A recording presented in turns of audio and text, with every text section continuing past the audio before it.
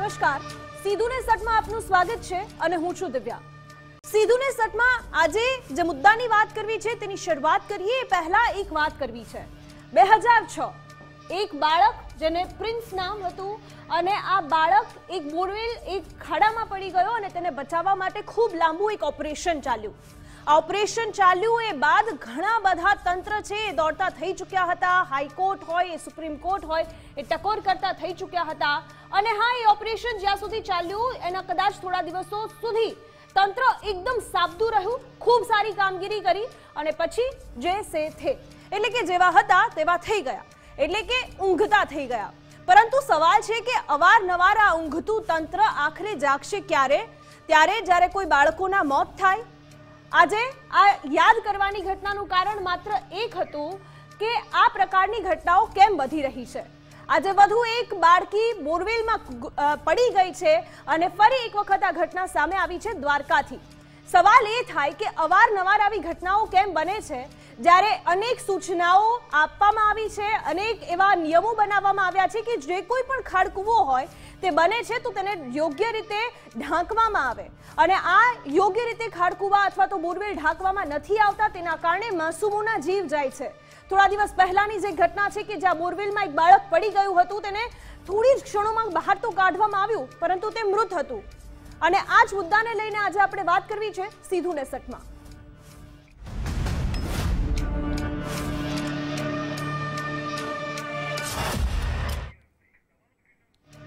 અને આજે જે વાત કરવી છે ફરી એકવાર એક માસૂમ બોરવેલમાં ગરકાવ થયું છે તેની વાત કરવી છે। તંત્રના વાંકે એક માસૂમ બાળકી આજે જીવન અને મરણ વચ્ચે ઝોલા ખાઈ રહી છે। દ્વારકાની ઘટના છે। દ્વારકામાં બોરવેલમાં એક બાળકી ફસાઈ ગઈ છે। રમતા રમતા આ બાળકી બોરવેલમાં પડી ગઈ છે। 2.5 વર્ષની આ બાળકી છે જે અત્યારે ત્યાં ફસાયેલી છે, તેને બચાવવા માટેની કામગીરી થઈ રહી છે। 30 ફૂટ ઊંડા બોરવેલમાં આ બાળકી ફસાઈ છે। જો કે હાલ રેસ્ક્યુ માટે ફાયર બ્રિગેડની ટીમ પણ ઘટના સ્થળે પહોંચી ગઈ છે। મામલતદાર ટીડીઓ પણ ઘટના સ્થળે ઉપસ્થિત છે।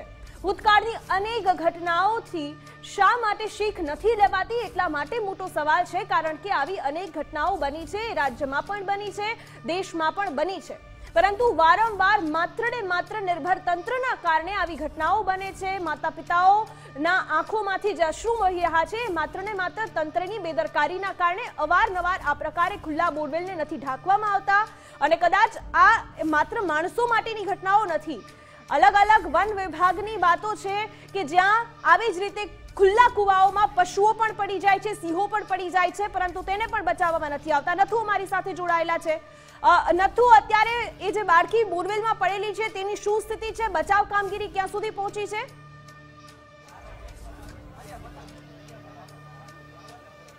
दिव्या, हूँ बात करता पहला प्रथम है घटना स्थलना दृश्यों बताववा मांगीश। आ एज घटना स्थल है जे द्वारका जिल्लाना कल्याणपुर तालुकानुं राहण गाम है, जेनुं जे बाळकी पड़ी गई है, जे परिवार है गढ़वी परिवार है, ते परिवारना फळियामां आवेलो खुल्लो बोर हतो तेमां बाळकी पड़ी गई है। हाल जे तंत्र द्वारा जे बोर अंदर जे बाळकी फसायेली है ते बाळकीने बहार काढवा माटेना प्रयासों हाथ धरवामां आवी रह्या छे।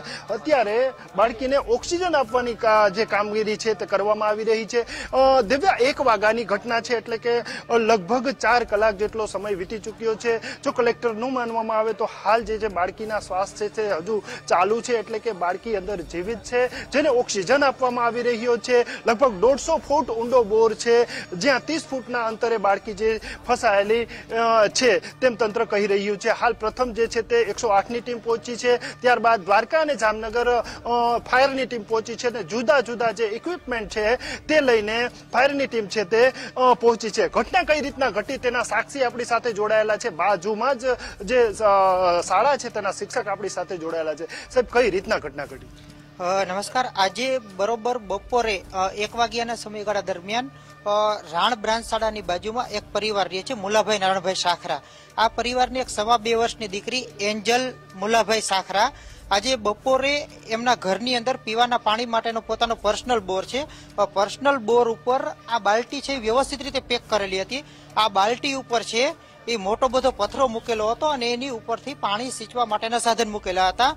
બરોબર 1 વાગ્યે આ દીકરી છે એ રમતા રમતા આ બાલટી ઉપર ચડી, બાલટી ઉપર પથ્થરો હતો એની ઉપર ચડી અને દીકરીને રમતમાં ક્યારે ખ્યાલ ન રહ્યો, આ બાલટી છે એ તૂટી ગઈ, બાલટીનો પથ્થરો છે એ બોરમાં ગયો અને પથ્થરો છે એ બોરમાં જતા દીકરી છે એ બોરમાં અંદાજે 30 ફૂટના ગાળે એ છે એ ત્યાં ફસાઈ ગઈ છે. આ ઘટનાની જાણ થતા આપણા કલ્યાણપુર અને ભાટિયા બંને વિસ્તારના પીએસઆઈ શ્રીઓ, ટીડીઓ સાહેબ શ્રી, મામલતદાર સાહેબ શ્રી, એસપી અને ત્યાંથી માંડી કલેક્ટર સાહેબથી માંડી અને આપણા વિસ્તારના ધારાસભ્ય પબુભા માણેક સાહેબ અને તમામે તમામ બંને જિલ્લાની બચાવ ટુકડીઓ આજે અહીં ઉપસ્થિત છે અને ઘટના બન્યાના ખાલી 40 મિનિટમાં જ અહીંની મેડિકલ ટીમે ઓક્સિજન આપેલો હતો. અત્યારે આ ટુકડીઓ એમનું કામગીરી કરી રહી છે અને આપણે સૌ દેશવાસીઓ આ દીકરીના બચાવવા માટે થઈને પ્રાર્થના કરીએ. કેમ કહી ના શકાય, કારણ કે બાળકી જે છે તે જીવન મરણ વચ્ચે ઝોલા ખાઈ રહી છે. તે બાળકીનો જીવ બચી જાય તેમ ફરી વધુ એક વખત જે છે તે તંત્રની, કારણ કે બેદરકારી કહી શકાય. જામનગર જે બનાવ બન્યો હતો આજથી 8 મહિના પૂર્વે, દિવ્યા, તેમાં જે તે સમયે એવો નિર્ણય કરવામાં આવ્યો હતો કે જે કંઈ બંને જિલ્લા કે દ્વારકા, જામનગર સહિત સૌરાષ્ટ્રમાં જે ખુલ્લા બોર છે તે બોરને તાત્કાલિક પૂરી દેવામાં આવશે, સર્વે કરવામાં આવશે. પરંતુ આ વાત માત્ર ને માત્ર કાગળ પર જ રહી છે, ક્યાંય સર્વે નથી થયો. ખુલ્લા બોર છે તે જે તે સ્થિતિમાં છે. ઘટના બહુ ગંભીર છે. આ ઘટના પરથી તંત્રએ ચોક્કસ ધડો લેવાનો રહે, કારણ કે જે રીતના બનાવ બની રહ્યા છે ન બની શકે કે વધુ એક બનાવ બને. વધુ એક વખત હું ઘટના સ્થળ દેખાડવા માંગીશ કે જોઈ શકાય છે ફાયરની ટીમ દ્વારા જે છે હાલ રેસ્ક્યુ હાથ ધરવામાં આવ્યું છે. જુદા જુદા પાઇપને એક જોઈન્ટ કરી તેની સાથે રસ્સો ફિટ કરીને હાલ જે છે તે 30 ફૂટના અંતરે બાળકી છે જેને સીસીટીવીની જે કેમેરા છે તેને હાલ જે છે તે નાખવામાં આવી રહ્યા છે અને બાળકીની હાલની કરંટ સ્થિતિ શું છે, તેને કઈ રીતના બચાવી શકાય તેનો તાગ મેળવવામાં આવી રહ્યો છે.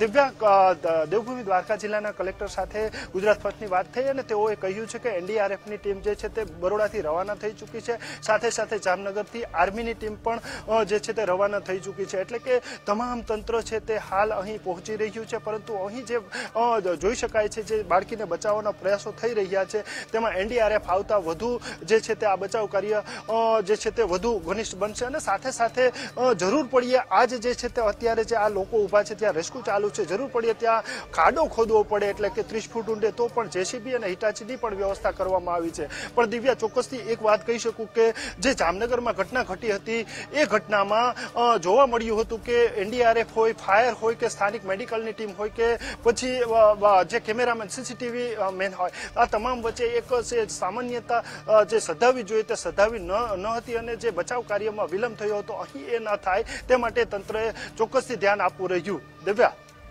ચોક્કસથી અને નથુ, જે રીતે આપે કહ્યું કે અહીંયા તમામ તંત્ર હાજર છે, અધિકારીઓ હાજર છે, ધારાસભ્યો પણ આવી ચૂક્યા છે. એક્સિડન્ટ થાય પછી તો બધા આવે જ છે, પરંતુ એ પહેલાની તકેદારી નથી રખાતી, એના કારણે તો આવા એક્સિડન્ટ થાય છે. અત્યારે જે ઓપરેશન ચાલી રહ્યું છે એમાં કોઈ પણ પ્રકારની સફળતા અત્યારે મળી હોય અથવા તો બાળકી થોડી ઉપર આવી હોય તેને લઈને કોઈ જાણકારી સામે આવી રહી છે?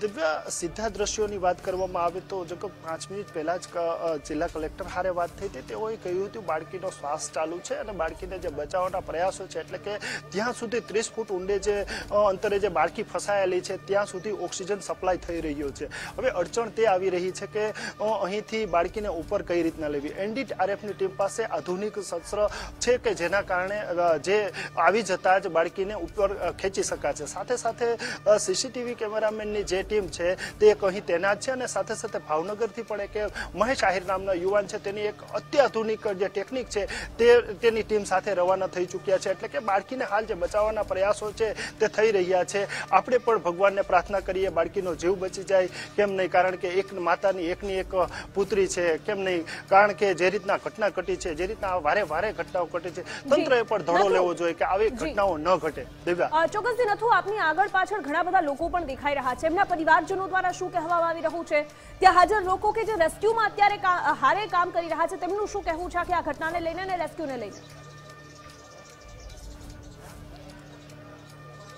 બિલકુલ, હું પાછળના જે પરિવારજનો છે ત્યાં કેમેરામેનને કહીશ કે ત્યાંના દ્રશ્યો જોઈએ અને એની સાથે વાતચીત કરવાનો આપણે પ્રયાસ કરશું, કારણ કે જે રીતના ઘટના ઘટી છે જોઈ શકાય છે તમામ ચહેરાઓ છે તે સ્તબ્ધ છે. એક ચહેરા ઉપરના જે ભાવ છે, ઉદાસીના ભાવ છે તે સ્પષ્ટ જોઈ શકાય છે. આપણી સાથે પરિવારજનો જોડાયેલા છે તેની સાથે જ વાત શરૂ. દાદા, ઘટના બહુ ગંભીર છે, તંત્ર દ્વારા પ્રયાસો કરવામાં આવી રહ્યા છે, શું કહેશો? ના, ચાલુ છે પરસામ બધા નીકળવાનો તંત્ર બધું આવી ગયો છે અને હું તો હમણાં જ આવ્યો છે, બીજી મને કઈ ખબર નથી.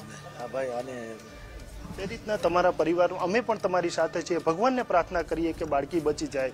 તંત્રની મદદ છે, તંત્ર કામ કરી રહ્યું છે, શું કહેશો? બધું તંત્ર અહીંયા હાજર છે અત્યારે અને બધાય મહેનત કરે છે. ભગવાન કરશે તો વાંધો નહીં આવે.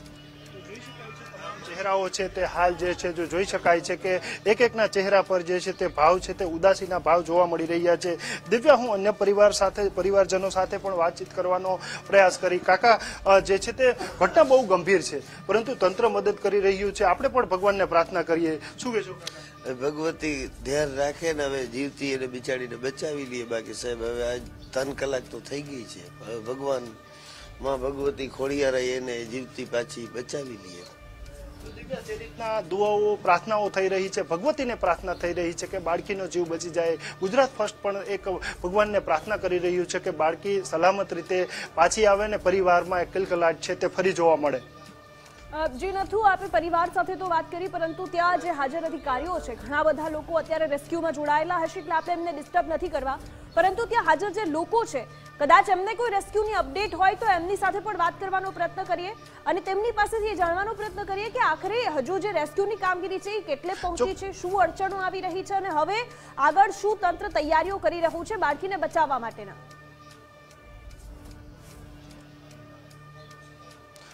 ચોક્કસથી દિવ્યા, હું કેમેરામેનને કહીશ કે પરત એ જ દ્રશ્યો તરફ લઈ જાય કે જ્યાં હાલ જે છે રેસ્ક્યુ ચાલી રહ્યું છે, કારણ કે જે રીતના જોઈ શકાય છે જામનગર ફાયર ટીમની આ જે ગાડી છે તે આવી ચૂકી છે, જે અત્યાધુનિક સાધનો તેમાં છે, ઓક્સિજન સહિતના જે છે તે વ્યવસ્થિત જે લઈને આવી છે ને હાલ પ્રયાસો થઈ રહ્યા છે. સાથે સાથે તંત્ર તો પ્રયાસ કરી જ રહ્યું છે, પરંતુ ગ્રામજનો છે તે પણ એક દુઆઓ કરી રહ્યું છે કે બાળકીને સલામત રીતે બાળકીને ઉગારી લેવામાં આવે અને બાળકી બચી જાય. આપણી સાથે ગ્રામજન જોડાયેલા છે. તમે જ અહીંયા પહેલી વખત આવ્યા હતા અને તમે જ આ ઘટના જોઈ હતી, શું કહેશો? ઘટનામાં એવું છે, ઘર લોકોના સેફટી માટે, બાળકીની સેફટી કોઈ પડે નહીં બાળ, એના માટે જે રાખેલું હતું એ પણ બોરને પૂરેપૂરું ઢાંકેલું હતું, પણ કમનસીબે એ બાળકી ધ્યાન વગરની બોર ઉપર જે ઢાંકેલો હતો એની ઉપર ચડી ગઈ અને ઉપર ચડવાથી બાળકીના વજન લાગતા એ ડોલનું આખું તળિયું ભાગ તૂટીને અંદર નીચે જતું રહ્યું અને બાળકી પણ અંદર ફસાઈ ગઈ છે. એટલે કે પેલા જે છે જે બાલટી તૂટી એના પછી પથ્થરો અને ત્યારબાદ બાળકી?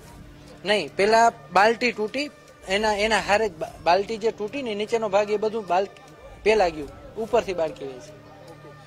શું કહેશો, ગ્રામજનો કેવી દુઆઓ કરી રહ્યા છે, કારણ કે જે રીતના તંત્ર તો મદદ કરી જ રહ્યું છે? જી જી, ગ્રામ લોકો તો બધાય, ગ્રામ લોકો જો અત્યારે બધાયનો સાથ સહકાર છે આમાં, જ્યાં જેનેથી જે થાય મદદ કરે છે. બાકી તો માતાજી ભગવાન પાસે આપણે દુઆ કરીએ કે સહી સલામત બાળકી બહાર આવી જાય.